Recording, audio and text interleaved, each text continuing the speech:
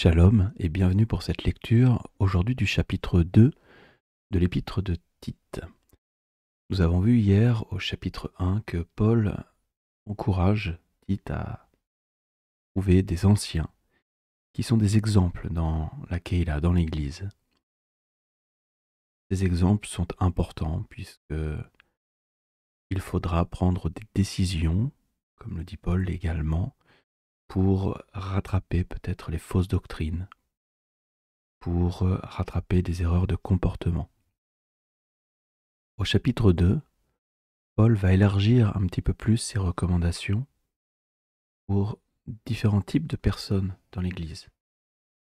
Les personnes âgées et les jeunes.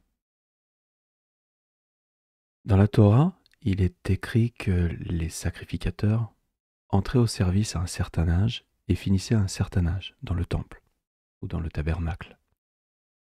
À 50 ans, les sacrificateurs arrêtaient de servir au tabernacle, mais devenaient plutôt des enseignants. Ils étaient toujours là au service, mais pour permettre aux plus jeunes de s'exercer et de faire le travail comme il faut. C'est dans cette optique-là que Paul enseigne à Tite les versets qui vont suivre. Verset 1. Pour toi, dis les choses qui sont conformes à la saine doctrine. On pourrait s'arrêter là pendant des heures. Tite est un enseignant et il doit faire et dire les choses conformément à la saine doctrine. Souvent dans les églises, on dit que la loi est abolie. Cependant, ici, quand Paul écrit à Tite ce qu'on appelle le Nouveau Testament, l'Alliance renouvelée, la Brit Hadasha, qui sont simplement les écrits des apôtres, ne sont pas encore canonisés, ne sont pas encore rassemblés. La saine doctrine dont il est question ici, c'est le Tanar, que le monde chrétien appelle l'Ancien Testament, mais qui n'a rien d'ancien. Dans le Tanar, il y a la Torah, qui ne veut pas dire loi, mais qui veut dire enseignement. Donc la saine doctrine, c'est ce qui est conforme à la Torah. Verset 2. Dit que les vieillards ou les hommes âgés doivent être sobres, honnêtes, modérés, saints dans la foi, dans la charité, dans la patience. Paul aime faire des listes. Et cette liste, si elle est importante pour les hommes âgés, elle est tout autant importante pour nous tous qui voulons être disciples de Yeshua et le suivre. Nous devons être sobres, honnêtes, modérés dans nos propos, modérés dans nos actions, saints, S-A-I-N, saints dans la foi, que notre foi soit saine, que notre foi soit véritable, dans la charité, l'amour, dans la patience. Verset 3. Dit que les femmes âgées doivent aussi avoir l'extérieur qui convient à la sainteté. On pourrait s'arrêter là quelques secondes. Que l'extérieur, donc l'accoutrement, l'habillement, le maquillage, ou tout ce qui est vu de l'extérieur, reflète la sainteté qui est à l'intérieur. C'est clair que si l'intérieur n'est pas saint, alors cela se verra à l'extérieur. Si l'intérieur est saint, l'extérieur doit être de même. Elles ne doivent pas être médisantes, ni adonnées au vin, qu'elles doivent donner de bonnes instructions. Dans quel but? Verset 4. Dans le but d'apprendre aux jeunes femmes à aimer leurs maris et leurs enfants, à être retenues, chastes, occupées aux soins domestiques, bonnes, soumises à leur mari, afin que la parole de Dieu ne soit pas blasphémée. Alors dans notre monde féministe, les paroles sont souvent compliquées à entendre pour certaines femmes. Cependant, on est en train de parler de blasphème de la parole de Dieu si ces choses ne sont pas observées. Encore une fois, on a commencé au verset 1 en disant que souvent, dans dans le monde chrétien, on dit que la loi est abolie. Mais que venons-nous de lire? Des lois dictées par Paul, calquées sur les enseignements de la Torah. Je rappelle que soumis à leur mari ou soumises à leur mari, vient tout simplement de être sous la mission de leur mari. Quelle est la mission du mari? On l'a dès le début, dès le jardin d'Éden. Travailler pour subvenir aux besoins de sa famille, de sa femme et de ses enfants. Plusieurs fois, Paul reparlera de cette soumission avec une importance dans les rôles que l'homme est le chef de la famille. Ça ne veut pas dire qu'il est le chef et qu'il prend toutes les décisions et qu'il a raison sur tout. Ça veut dire qu'il a en responsabilité sa famille.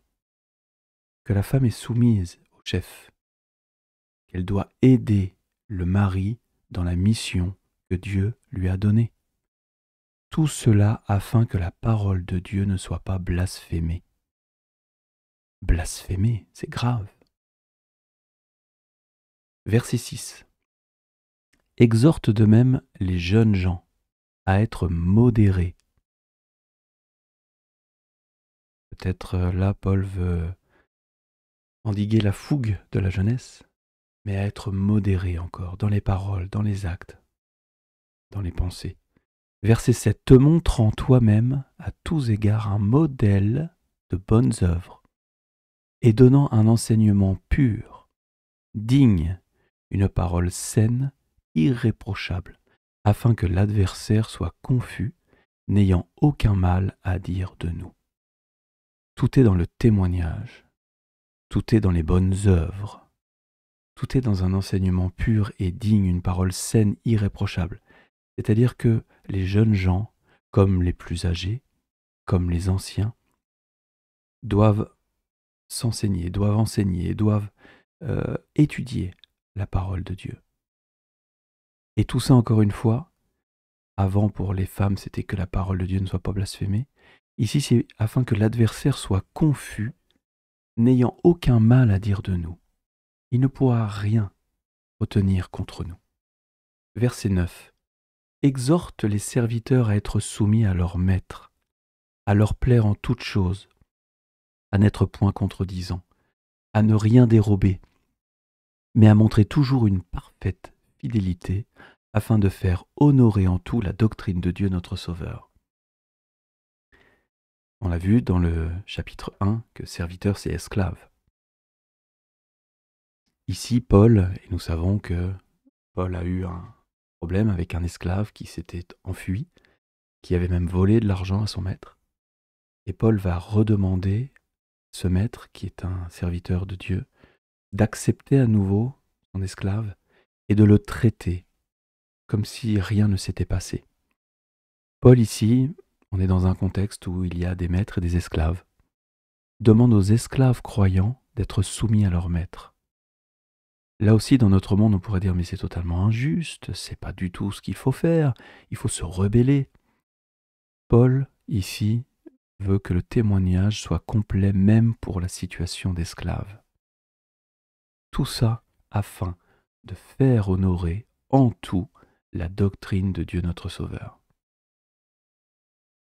Peut-être que ces paroles semblent totalement contraires à notre vie actuelle et à nos valeurs actuelles. Cependant, Paul exhorte cela. Alors qu'est-ce que ça pourrait vouloir dire pour nous aujourd'hui? Si, au lieu de mettre serviteur et maître, on mettait employé et patron? Est-ce que nous sommes soumis à nos patrons, à ceux qui nous versent un salaire pour un travail, bien entendu, mais malgré tout qui nous versent un salaire? Est-ce que, au bureau, au travail, là où nous nous trouvons, nous sommes vus comme des rebelles, toujours contredisant la parole de notre chef ou de nos chefs? À ne rien dérober, dit le verset 10. Est-ce qu'il nous arrive de prendre quelques affaires du bureau pensant que c'est à nous? Est-ce que le vol d'un stylo ou de papier est aussi ou moins important que le vol d'une banque? Le vol est le vol. Et verset 10 continue à montrer toujours une parfaite fidélité. Ça ne veut pas dire que les patrons ou les maîtres dans cet exemple-là ont toujours raison, mais nous devons montrer une parfaite fidélité. On verra au chapitre 3 que Paul va aussi enseigner à respecter les autorités. Et les maîtres ici sont des autorités. Verset 11. Car la grâce de Dieu, source de salut pour tous les hommes, a été manifestée. Elle nous enseigne à renoncer à l'impiété et aux convoitises mondaines, et à vivre dans le siècle présent selon la sagesse, la justice et la piété.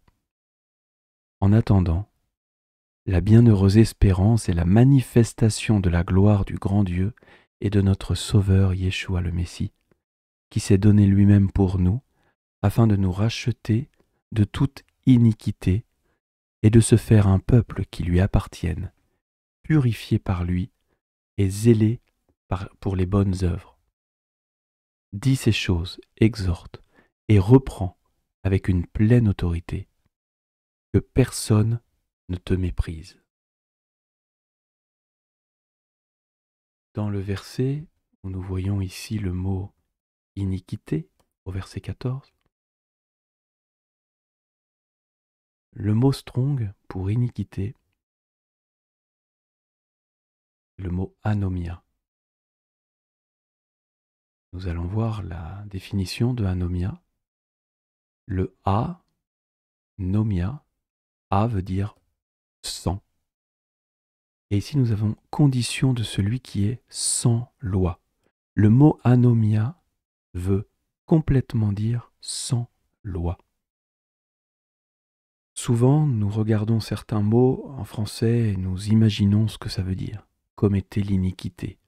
Alors on se dit, ok, iniquité, ça a l'air quelque chose de mal. Je ne veux pas faire quelque chose de mal. Ici, nous parlons de mépris et de violation de la loi. Iniquité, méchanceté.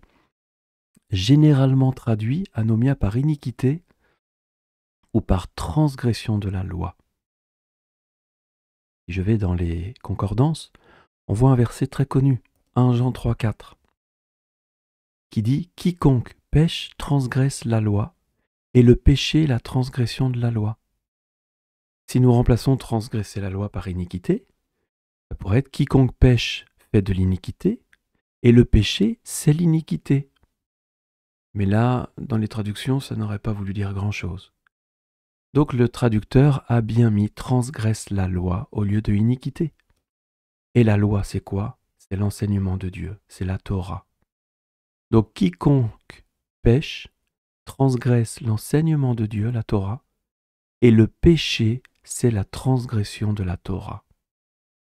C'est-à-dire que les versets, que les recommandations, que les lois, que tout ce que Dieu donne à Moïse au Sinaï, ça s'appelle la loi, ça s'appelle l'enseignement. Et le péché, on a toujours du mal à dire mais qu'est-ce qu'est péché? Alors je vais donner moi-même ma définition de péché, comme ça sera plus simple. Eh ben non, Dieu nous a donné une définition du péché. C'est la transgression de son enseignement, la transgression de sa loi. Nous revenons au chapitre 2 de Tite, et que nous voyons ici, verset 14, Yeshua le Messie, qui s'est donné lui-même pour nous, afin de nous racheter de la transgression de son enseignement, de sa Torah.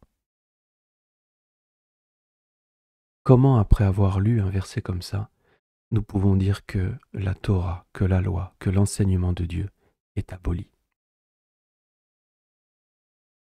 Verset 15, et c'est pour nous tous. Dites ces choses, exhortez, reprenez avec une pleine autorité, telle que le Père nous a donnée. Que personne ne vous méprise. Shalom.